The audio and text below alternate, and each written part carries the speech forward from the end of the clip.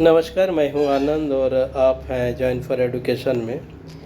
मैं आज JCERT द्वारा कंडक्ट की गई वीकली टेस्ट के क्वेश्चन को सॉल्व करने जा रहा हूं।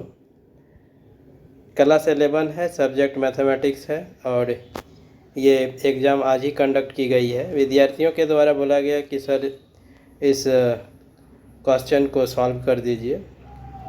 तो I am going to use both Hindi and English languages, therefore it will be useful to the students of both medium Hindi and English. तो मैं सॉल्यूशन के समय दोनों ही सब भाषाओं का प्रयोग करूंगा ताकि हिंदी और अंग्रेजी माध्यम के विद्यार्थियों के लिए ये उपयोगी हो। JCERT के द्वारा ये एक अच्छा प्रयास किया जा रहा है, वीकली टेस्ट लिया जा रहा है लर्निंग इम्प्रूवमेंट को लेकर के। रेगुलर असेसमेंट कंडक्ट की जा रही है और इससे बोला जाता है कि लर्निंग जो है इम्प्रूव्ड होगा। Let's C by the way, let's see the first question. यदि आप इसका पहला क्वेश्चन देखते हैं तो आपका पहला क्वेश्चन सेट के डिफिनेशन से रिलेटेड है। अगर आपको सेट का डिफिनेशन आता है तो इस क्वेश्चन के करेक्ट ऑप्शन को आप सेलेक्ट कर सकते हैं। इससे पहले कि इसके करेक्ट ऑप्शन के बारे में हम कंसिडर करें, इस टेस्ट पेपर में 16 क्वेश्चंस हैं और प्रत्येक क्वेश्चन के लिए 2.5 मार्क्स अलाउड किया गया है या दिया जाएगा। So I am going to read the first question. A set is, it means that if you have idea about the definition then you have no problem to select the correct option. आपका पहला option बोलता है collection of number, आपका दूसरा option बोलता है well defined collection of object, आपका तीसरा ऑप्शन बोलता है कलेक्शन ऑफ गुड थिंग्स, आपका फोर्थ या डी वाला ऑप्शन जो है बोल रहा है कलेक्शन ऑफ नेसेसरी आइटम। तो आपका सेट का डिफिनेशन बताता है the certain collection of object is known as the set. यही आपका सेट का परिभाषा है, वस्तुओं के सुनिश्चित संग्रह को समुच्चय कहा जाता है। So the correct option of the question number 1 will be B. तो आपका क्वेश्चन नंबर 1 का करेक्ट ऑप्शन आपका बी होगा। यदि आप भी बी को सेलेक्ट किए होंगे तो इस क्वेश्चन के लिए आपको 2.5 मार्क्स मिल जाएगा। Let's see next question. इसके अगले क्वेश्चन को देख लेते हैं। दूसरा क्वेश्चन है आपका which is related to the operation of set. Set के ऑपरेशन से रिलेटेड है। इट मीन्स दैट एक यूनिवर्सल सेट दिया हुआ है और फिर सेट ए दिया हुआ है और इसी में सेट ए के कंप्लीमेंट का कंप्लीमेंट पूछा जा रहा है। तो आप अगर इस चैप्टर को किए होंगे तो it is very easy question. अगर आप किसी सेट का कंप्लीमेंट निकालते हैं फिर से कंप्लीमेंट निकालते हैं तो आपका वही सेट आ जाता है। तो क्वेश्चन नंबर 2 में आपको पूछ रहा है complement of set A of the complement. तो इट मीन्स दैट आपका सेट ए ही आ जाएगा और यहाँ पर सेट ए का वैल्यू दिया हुआ है 13579। अब आप देख लीजिए कौन सा ऑप्शन में ये है। तो आप देखते हैं तो ऑप्शन ए में ही आपका 13579 है। तो अगर आप क्वेश्चन नंबर 2 के लिए ऑप्शन ए को सेलेक्ट करते हैं तो ये करेक्ट ऑप्शन होगा और इसके लिए भी आपको 2.5 मार्क्स मिल जाएगा। अगर आप किए होंगे तो मिल जाएगा, अदरवाइज फिर इसके लिए आप नंबर या मार्क्स जो है लूज कर जाएंगे। Let's see third question. आइए इसके थर्ड क्वेश्चन को भी हम लोग देख लेते हैं।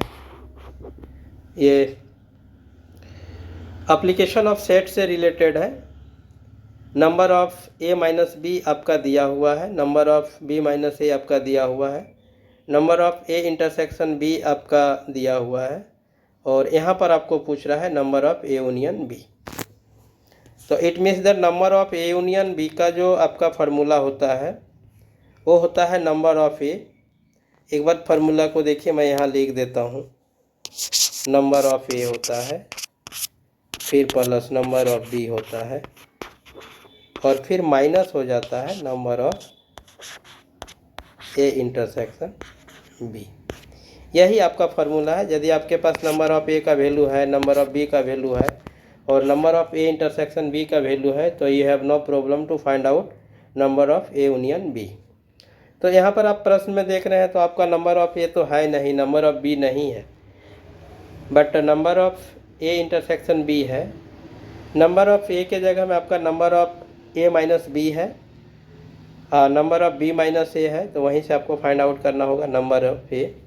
तो देख लीजिए number of A equal to, फिर आप देखिए ये फार्मूला यदि आपको पता है, number of A equal to आपका होता है number of A minus B, और आपका प्लस हो जाता है नंबर ऑफ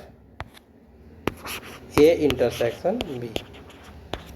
अगर आप इस प्रश्न में देखते हैं तो number of A minus B आपका है, देख लीजिए यहाँ पर 30 है, और 30 में आप 20 ऐड करेंगे तो आपको मिल जाएगा नंबर ऑफ ए। देखिए आपको नंबर ऑफ ए 30 प्लस 20 आपका 50 हो जाएगा। सिमिलरली नंबर ऑफ बी आपका हो जाएगा यहाँ पर 50 प्लस 20 तो इक्वल टू आपका 70 हो जाएगा। और आपका नंबर ऑफ ए इंटरसेक्शन भी दिया हुआ है, आप फार्मूला को रिकॉल कर लीजिए, number of A plus number of B minus number of A intersection B. तो आप 50 और 70 को ऐड कीजिएगा तो 120 हो जाएगा। 120 में 20 यदि आप यहाँ माइनस कर दीजिएगा तो आपका number of A intersection B का वैल्यू आ जाएगा। तो 120 माइनस 20 इक्वल टू 100। तो आप देख लीजिए 100 का ऑप्शन कहाँ पर है, तो 100 का ऑप्शन इस क्वेश्चन में आपका बी पर है। तो यदि आप बी को यहाँ सेलेक्ट कर लेते हैं इस क्वेश्चन के लिए तो ये आपका करेक्ट ऑप्शन होगा, और इसके लिए आपको 2.5 मार्क्स मिल जाएगा। Hope that there is no problem to understand the explanation of this question.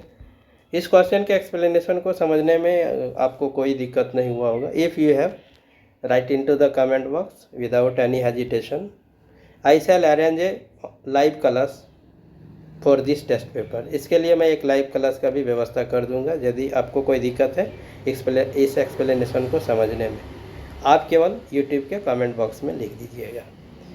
Let's see next question. आइए अगला क्वेश्चन को देख लेते हैं हम लोग। तो आपका अगला क्वेश्चन 4 हो जाएगा। ये वेन डायग्राम से रिलेटेड है, देख लीजिए। यहाँ पूछ रहा है कि Venn diagram A minus B को कौन रिप्रेजेंट कर रहा है। अगर आप पहला फिगर देखते हैं तो ये ए यूनियन बी को रिप्रेजेंट कर रहा है, ये ए इंटरसेक्शन बी को रिप्रेजेंट कर रहा है, यही जो है आपका थर्ड वाला ऑप्शन जो है ए माइनस बी को रिप्रेजेंट कर रहा है, और आपका डी वाला ऑप्शन जो है आपका बी माइनस ए को रिप्रेजेंट कर रहा है। तो यहाँ तो बोला है A minus B, so the correct option of the question number 4 will be C. तो क्वेश्चन नंबर 4 का आपका करेक्ट ऑप्शन सी होगा। आप यदि सी का सेलेक्शन किए होंगे तो इसके लिए भी आपको मार्क्स मिल जाएगा, अदरवाइज आप मार्क्स जो है लूज कर जाएंगे। Let's see question number 5। आइए क्वेश्चन नंबर 5 को इसका देख लेते हैं। Question number 5, x/3 plus 1 y minus 2/3 equal to आपका 5/3 और 1/3 दिया हुआ है। This is very easy question. ये काफ़ी इजी क्वेश्चन है, इसको केवल इक्वल कर देना है और वैल्यू फाइंड आउट कर देना है। देख लिए यहाँ पर इक्वल करते हैं। लेट्स सी हियर, आपका x/3 प्लस 1 इक्वल टू है 5/3। आपका 1 जब राइट हैंड साइड में जाएगा तो प्लस है तो यहाँ माइनस हो जाएगा, तो इक्वल टू आपका 5 - 3 मतलब 2/3 हो जाएगा। ये 3 आपका कैंसल्ड आउट हो जाएगा, तो यहाँ पर देखिए x का वैल्यू आपका 2 आ जाएगा। अब देख लीजिए y का वैल्यू क्या होता है। y के वैल्यू के लिए भी देखिए कैलकुलेशन कर लेते हैं। लेट्स सी हियर, y के वैल्यू के लिए देखिए आपका यहाँ लिख देना होगा y माइनस 2/3 इक्वल टू आपका हो जाएगा 1/3। ये माइनस 2/3 जब आपका राइट हैंड साइड में आएगा तो प्लस हो जाएगा 2/3। जब आप इसको ऐड करेंगे तो आपका हो जाएगा 3/3। ये 3 कैंसल्ड आउट हो जाएगा तो आपका 1 आ जाएगा। तो आपका y का वैल्यू 1 आ गया और पहले x का वैल्यू आपका 2 आया था। तो देख लीजिए कहाँ पर x इक्वल टू 2 और y इक्वल टू 1 है, कौन सा ऑप्शन में। जिस ऑप्शन में है उसको अगर आप सेलेक्ट कर लेते हैं तो वही करेक्ट ऑप्शन हो जाएगा और इसके लिए आपको नंबर मिल जाएगा। लेट्स सी हियर, पहला ही ऑप्शन देखिए x इक्वल टू 2 है और आपका y इक्वल टू 1 है। So the correct option of question number 5 will be A. तो आप क्वेश्चन नंबर 5 के लिए यदि आप ए का सिलेक्शन किए होंगे तो इसके लिए बिल्कुल आपको 2.5 मार्क्स मिल जाएगा, अदरवाइज आप इसके लिए मार्क्स जो है लूज कर जाएंगे। Let's see question number 6। आइए क्वेश्चन नंबर 6 को देख लेते हैं।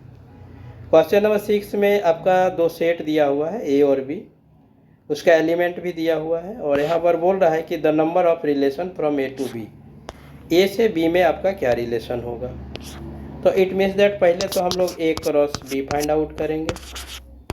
अब ए क्रॉस बी जैसे ही आप फाइंड आउट करेंगे तो आपको यहाँ पर ज़रूरत पड़ेगा number of A into number of B. तो नंबर ऑफ ए आपका 2 है, नंबर ऑफ बी आपका 2 है, तो आपका number of A cross B हो जाएगा 2 इंटू 2 इक्वल टू 4। अब इसका जितना भी सबसेट होगा वही relation from A to B हो जाएगा। तो अगर आप सबसेट का यदि फार्मूला आपको पता है, अगर ए क्रॉस बी को अगर हम एक सेट ले लिए तो इसमें अब जितना भी आपका सबसेट आएगा वो सबसेट ही आपका नंबर ऑफ रिलेशन हो जाएगा। तो number of subset we know that 2 to the power n। It means that आपका n क्या होता है, n जो है आपका नंबर ऑफ एलिमेंट होता है। तो नंबर ऑफ एलिमेंट यहाँ आपका 4 है, तो ये हो जाएगा 2 टू द पावर 4। अब जहाँ पर भी ये ऑप्शन होगा वही करेक्ट ऑप्शन इसके लिए हो जाएगा। Let's see the option. Option को देख लीजिए इस क्वेश्चन के लिए। तो आपका इस क्वेश्चन नंबर 6 में आपका पहला ही ऑप्शन जो है आपका 2 टू द पावर 4 है। अगर आप क्वेश्चन नंबर 6 के लिए ऑप्शन ए का सेलेक्ट किए होंगे तो इसके लिए भी आपको मार्क्स मिल जाएगा, अदरवाइज आप मार्क्स जो है लूज कर जाएंगे। Let's see the next question. आइए अगला क्वेश्चन को देखते हैं। This is the question number 7। ये आपका है क्वेश्चन नंबर 7। ये this question is also very easy. ये भी क्वेश्चन काफ़ी आसान है। यहाँ पर देखिए एक फंक्शन दिया है और उसका वैल्यू है x²। सिमिलरली आप उसी में इसको कन्वर्ट करते हुए वैल्यू फाइंड आउट कर देना है। तो फंक्शन ऑफ 1.1 मतलब 1.1 का आप स्क्वायर कीजिए तो हो जाएगा 1.21। फिर माइनस यहाँ है तो माइनस डाल दिए, और फिर 1 का आप स्क्वायर कीजिए तो 1 ही हो जाएगा, और 1.1 में आप 1 माइनस करेंगे तो 0.1 आ जाएगा।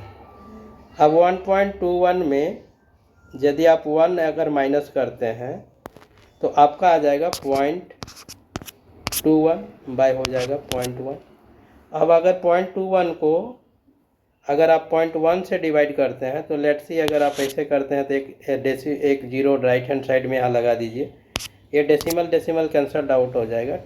21 को आप 10 से डिवाइड करेंगे तो आप क्लास 11 के स्टूडेंट्स हैं, so you have no problem. When 21 divided by 10 then we get 2.1। हमको 2.1 ही मिलेगा। अब देख लीजिए 2.1 का ऑप्शन कहाँ पर है, किस ऑप्शन में है। तो आपका ऑप्शन ए में ही 2.1 है। So the correct option of question number 7 will be A. Question number 7 का आपका करेक्ट ऑप्शन जो है हो जाएगा ए। अगर आप क्वेश्चन नंबर 7 के लिए ऑप्शन ए लिए होंगे तो बिल्कुल आपको 2.5 मार्क्स मिल जाएगा। अगर नहीं लिए होंगे तो फिर नहीं मिलेगा। तो let's see the question number 8। Question number 8 को देख लेते हैं। This is the question number 8। ये आपका कोई फंक्शन है और आपका क्विसेंट फॉर्म में दिया है। ये अलजेब्रिक एक्सप्रेशन है, बाय अलजेब्रिक एक्सप्रेशन px/qx है। तो एक्चुअली में डोमेन जब फाइंड आउट करते हैं तो इसका जो डोमेन होगा ऑल रियल नंबर्स होगा, एक्सेप्ट यहाँ पर जो है 0 नहीं होना चाहिए। So we find out the factorization of this one. आप इसका फैक्टराइजेशन निकालेंगे तो हो जाएगा x-2 इंटू x-6, मतलब x² प्लस 2x प्लस 1 को आपको डिवाइड करना होगा x-2 से और x-6 से। अगर x इक्वल टू आपका 2 आ जाएगा तो ये पूरा का पूरा वैल्यू 0 आ जाएगा। अगर x इक्वल टू आपका 6 आ जाएगा तो ये पूरा का पूरा वैल्यू 0 आ जाएगा। आप किसी नंबर को 0 से डिवाइड करेंगे तो अप टू दिस टाइम, इस समय तक वो अनडिफाइंड है, उसका कोई वैल्यू नहीं आता है। तो इट मीन्स दैट 2 और 6 को छोड़ करके जो भी नंबर आएगा, जो भी रियल नंबर आएगा, सारा का सारा रियल नंबर इस फंक्शन का डोमेन होगा। अगर आप रिलेशन फंक्शन का स्टडी किए होंगे तो ये एक्सप्लेनेशन समझने में दिक्कत नहीं हुआ होगा। अगर नहीं किए हैं तो आप हमारे कमेंट बॉक्स में लिखिए, मैं रिलेशन और फंक्शन के लिए एक लाइव क्लास अरेंज कर दूंगा। और वहाँ पर सारे कंसेप्ट को क्लियर कर दूंगा। सो ऑफ दैट अब देख लेते हैं इसका कौन सा ऑप्शन करेक्ट होगा। तो इसका डोमेन जो होगा ऑल रियल नंबर होगा एक्सेप्ट 2 and 6। तो आप जैसे ही यहाँ पर देखते हैं तो क्वेश्चन नंबर 8 का पहला ऑप्शन देखते हैं, इसको हम रीड करेंगे। All real numbers accept 2 and 6, all real number except -2 and 6, all real numbers accept 2 and -6, all real number except -2 and -6। तो आपका करेक्ट ऑप्शन यही होगा। ऑलरेडी हम लोग अभी एक्सप्लेन किए। तो अगर आप भी इसको सेलेक्ट किए होंगे तो इसके लिए आपको नंबर मिल जाएगा, अदरवाइज आप इसके लिए नंबर लूज कर जाएंगे। अगर आपको एक्सप्लेनेशन को समझने में दिक्कत हुआ होगा, अगर आपका रिलेशन और फंक्शन का जो चैप्टर है अगर क्लियर नहीं हुआ होगा तो मे भी आपको थोड़ा सा दिक्कत हुआ होगा, तो आप हमारे कमेंट बॉक्स में लिखिए। मैं रिलेशन और फंक्शन के लिए एक लाइव क्लास अरेंज कर दूंगा। Let's see next question. आइए क्वेश्चन नंबर 9 को देख लेते हैं। आपको यहाँ बोल रहा है कि 40 डिग्री 20 मिनट को आप रेडियन में कन्वर्ट कर दीजिए। अगर आपका रेडियन और डिग्री का रिलेशन पता होगा तो आप इस क्वेश्चन को इजीली सॉल्व कर लेंगे। अगर नहीं पता होगा तो थोड़ा सा दिक्कत हो सकता है। तो let's see here, we know that 180 degree आपका इक्वल टू होता है पाई रेडियन। तो आपका 40 डिग्री 20 मिनट है, तो 40 डिग्री 20 मिनट को पहले आप डिग्री में कन्वर्ट कीजिए। तो ये आपका हो जाएगा 40/20/60। ये भाई 20/60 क्यों? तो मतलब 20 मिनट्स है आपका, and we know that 60 minute equal to 1 degree. देखिए ये कैंसल्ड आउट हो जाएगा, आपका यहाँ 3 हो जाएगा, यहाँ 1 हो जाएगा। आप पूरा का पूरा यहाँ जब मल्टीप्लाई करेंगे तो 40 × 120 और आपका 1 121/3 हो जाएगा। अब यहाँ पर क्या करना होगा, तो 121 डिग्री बटा 3 बराबर कितना रेडियन होगा। इधर आपका पाई हो जाएगा, इनटू हो जाएगा 121/3 और यहाँ 180 डिग्री हो जाएगा। अब यहाँ देखिए कुछ कैंसल आउट हो जाता है तो ठीक है। तो यहाँ देख रहे हैं कोई भी कॉमन फैक्टर नहीं है तो कैंसल आउट नहीं होगा।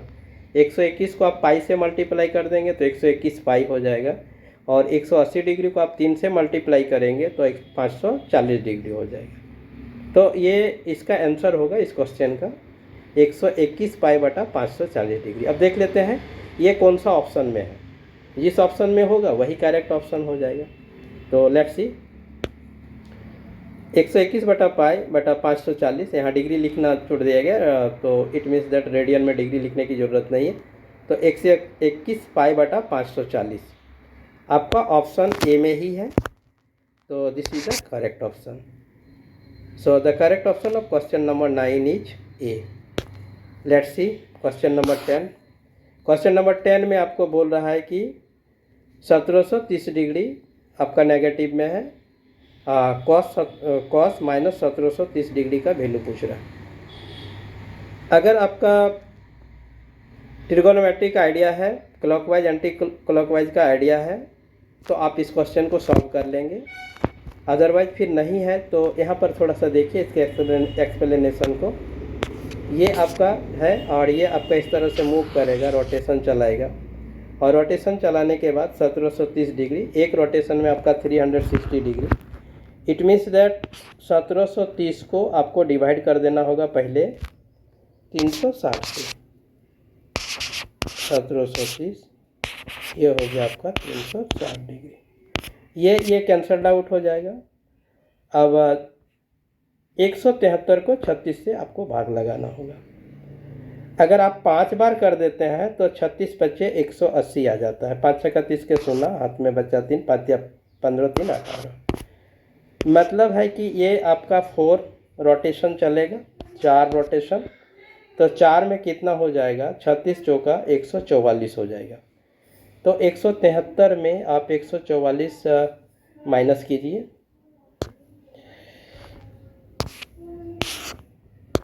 173 माइनस 144 इक्वल टू आपका कितना हो जाएगा, 7 में एक दफ़े पैंचा ले लीजिए, 13 में 4 गया तो 9, और यहाँ बचा 6 में 4 गया तो 2, आपका बचा 29 डिग्री। मतलब आपका कॉस माइनस 29 डिग्री का वैल्यू कितना होगा। अब यहाँ पर जो ऑप्शन दिया है उसको देख लेते हैं। आपका कॉस 90 डिग्री का वैल्यू 0 होता है, 29 डिग्री का तो ये बताया नहीं। कॉस 0 डिग्री का वैल्यू 1 होता है, कॉस 180 डिग्री का वैल्यू -1 होता है। इट मीन्स दैट 0, 1, -1 ये तीनों में से कोई भी 29 डिग्री का वैल्यू नहीं है। इट मीन्स दैट इसका करेक्ट ऑप्शन होगा none of these. Hope that there is no problem to understand the explanation. इस एक्सप्लेनेशन को समझने में थोड़ा भी दिक्कत नहीं हुआ होगा। Let's see the next question. आइए इसके नेक्स्ट क्वेश्चन को भी हम लोग देख लेते हैं। So this is the question number 11। ये आपका क्वेश्चन नंबर 11 है।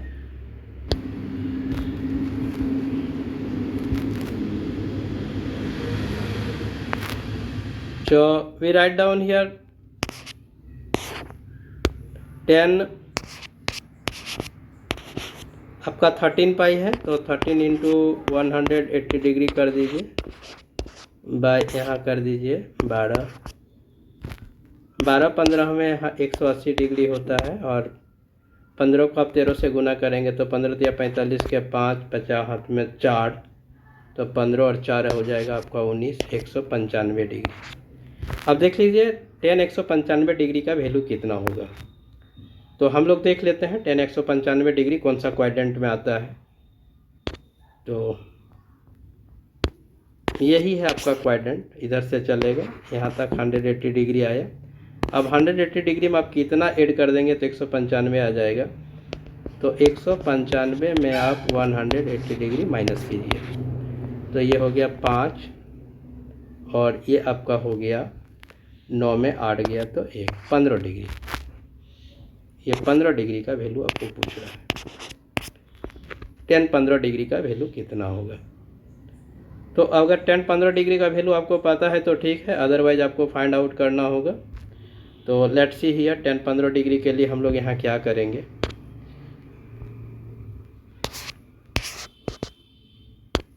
ये आपका 10 15 डिग्री इक्वल टू हम लोग यहाँ लिख देते हैं 10 45 degree minus 30 degree. It means that यदि आपको 10a माइनस b का यदि फार्मूला पता है तो आप 10 15 डिग्री का वैल्यू निकाल लेंगे, अदरवाइज आपका प्रॉब्लम होगा। तो 10a minus b equal to होता है 10a माइनस 10b, मतलब हो जाएगा 10 45 डिग्री माइनस हो जाएगा 10 30 डिग्री, बाय होता है 1 plus 10a into 10b, 10 45 degree into हो जाएगा 10 30 डिग्री। तो आप यहाँ पर जैसे ही वैल्यू पुट करना आप शुरू करेंगे तो 10 45 डिग्री का वैल्यू आपका 1 होता है और 10 30 डिग्री का वैल्यू 1/√3 होता है। तो पुट कीजिए यहाँ पर, देखिए तो हो जाएगा 1 माइनस 1/√3 बाय फिर आपका यहाँ हो जाएगा 1/1 प्लस √3। 45 डिग्री का वैल्यू 1 होता है। तो आप जैसे ही यहाँ पर एलसीएम लेंगे तो आपका नॉमिनेटर चला जाएगा √3 माइनस 1/√3 और यहाँ हो जाएगा आपका √3 प्लस 1। √3 कैंसल्ड आउट हो जाएगा। अब इसको आप रैशनलाइज करेंगे तो यहाँ पर √3 माइनस 1 का होल स्क्वायर हो जाएगा।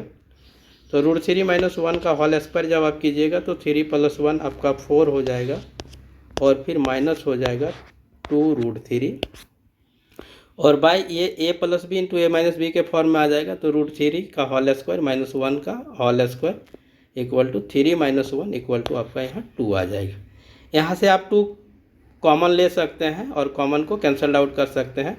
तो यहाँ पर आपका हो जाएगा 2 माइनस √3/2, ये 2 आपका कैंसल आउट हो जाएगा और आपका 10 15 डिग्री का वैल्यू आ जाएगा 2 माइनस √3। अगर आप देख लेते हैं 2 माइनस √3 कौन सा ऑप्शन में है, जिस ऑप्शन में है वही करेक्ट ऑप्शन हो जाएगा। तो 2 माइनस √3 देख लेते हैं। तो क्वेश्चन नंबर 11 के ऑप्शन ए में ही आपका 2 माइनस √3 है। So the correct option of the question number 11 will be A. Hope that there is no problem to understand the explanation of question number 11। अगर क्वेश्चन नंबर 11 के explanation को समझने में आपको कोई दिक्कत नहीं हुआ होगा। अगर यदि दिक्कत है तो आप हमारे कमेंट बॉक्स में लिखिए और इसके लिए मैं एक लाइव क्लास अरेंज कर दूंगा। Let's see the next question. आइए अगले क्वेश्चन को हम लोग देख लेते हैं। आपका दूसरा क्वेश्चन है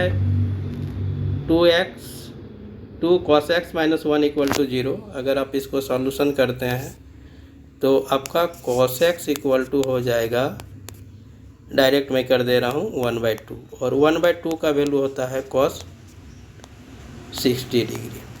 मतलब cos x = आपका हो गया cos 60 डिग्री। अब आप इसको रेडियन में लिख देते हैं तो ये हो जाएगा π/3।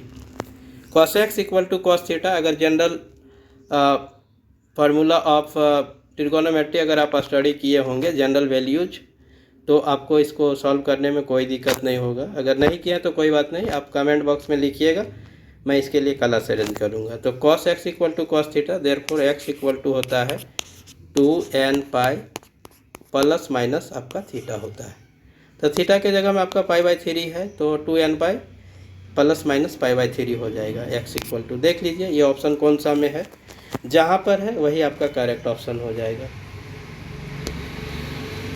तो आपका क्वेश्चन नंबर 12 में यदि हम देखते हैं तो ऑप्शन ए ही आपका है 2n pi plus minus π/3। So the correct option of question number 12 will be A. Hope that there is no problem to understand the explanation.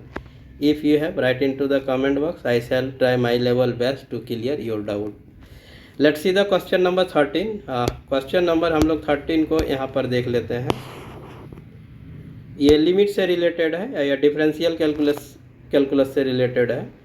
बोलता है limit of 1 - cos x by x² as x tends to 0 = what. इसी का value find out करने के लिए बोल रहा है। 1 - cos x का अगर यदि आपको फार्मूला पता है तो यू हैव नो प्रॉब्लम, अगर नहीं है तो फिर फाइंड आउट करना होगा या फिर इसके कंसेप्ट को क्लियर करना होगा। तो 1 - cos x = होता है 2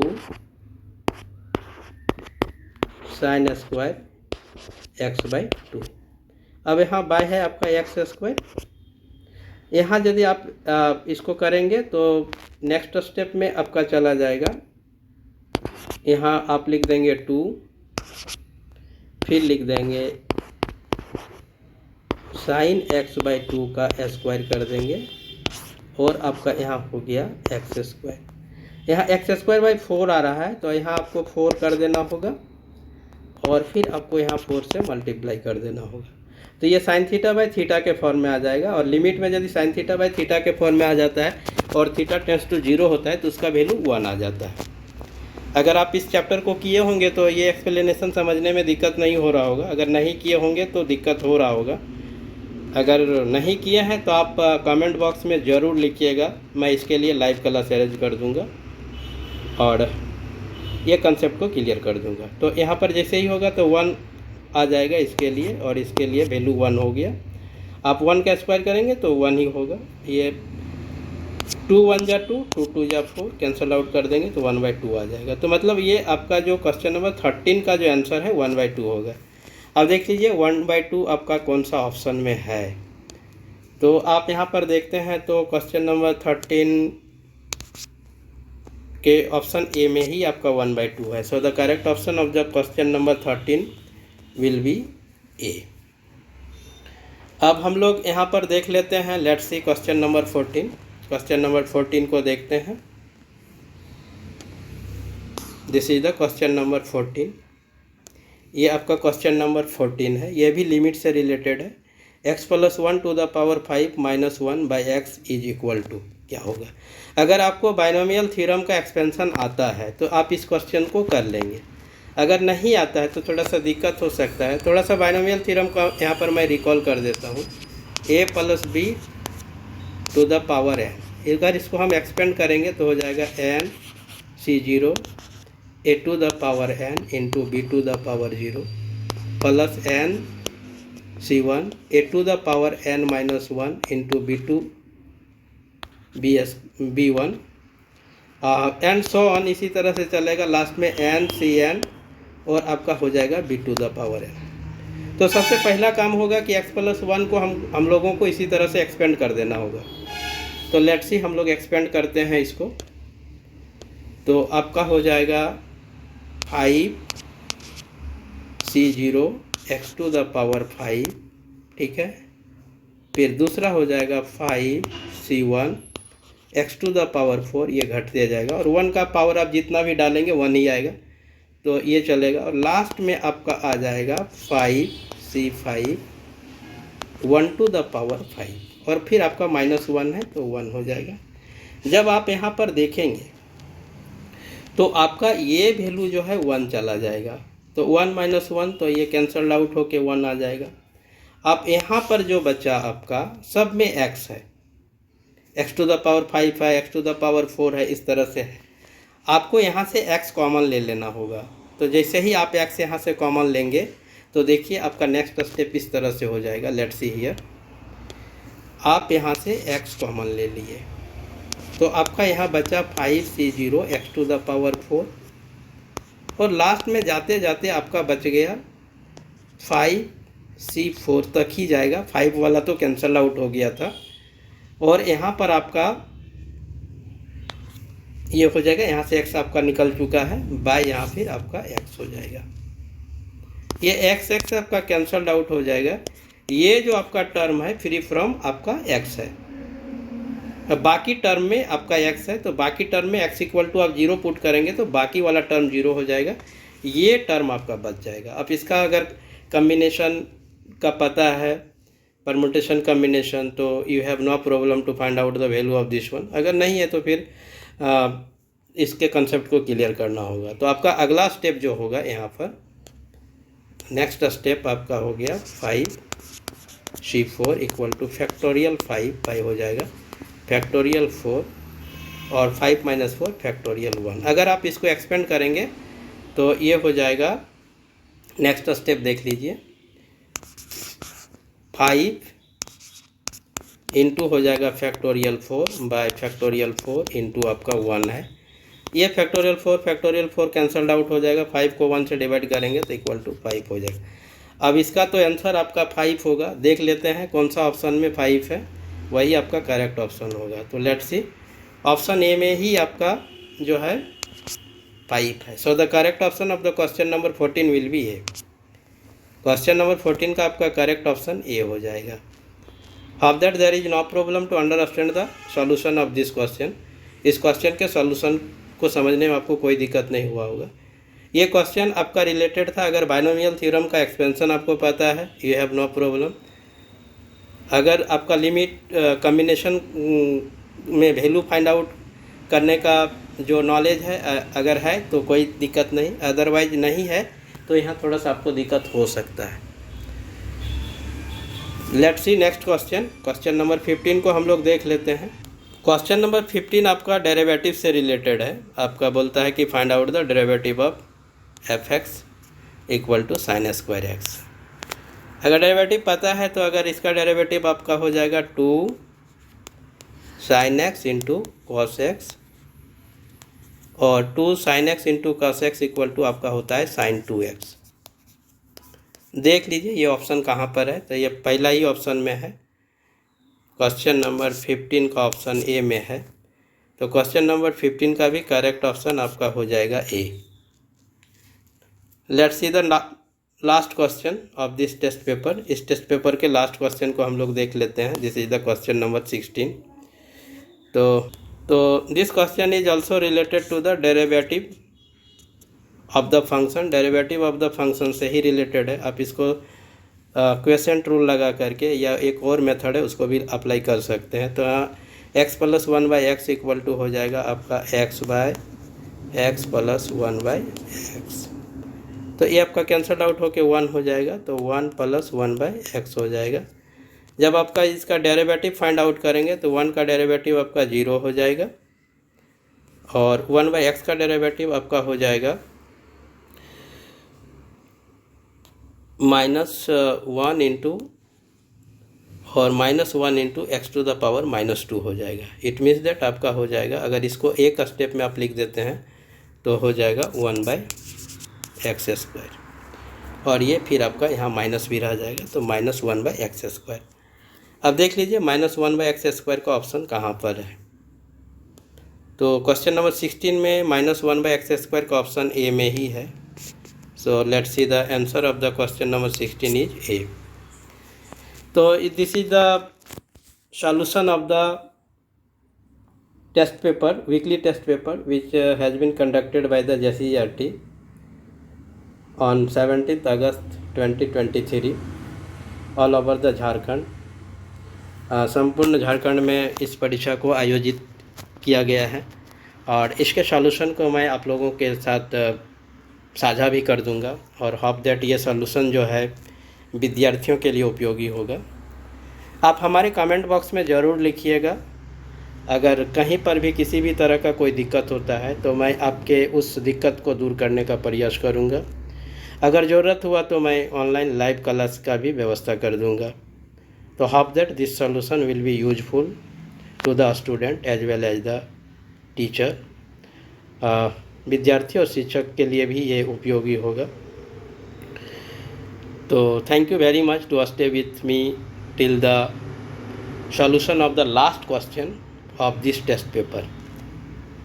इस टेस्ट पेपर के आप लास्ट क्वेश्चन के सॉल्यूशन तक आप हमारे पास रहे, उसके लिए बहुत बहुत धन्यवाद। लगभग 36-37 मिनट का ये वीडियो बन गया। आप बिल्कुल इसको ध्यानपूर्वक देखिए, होप दैट ये आपके लिए यूजफुल होगा। Thank you very much.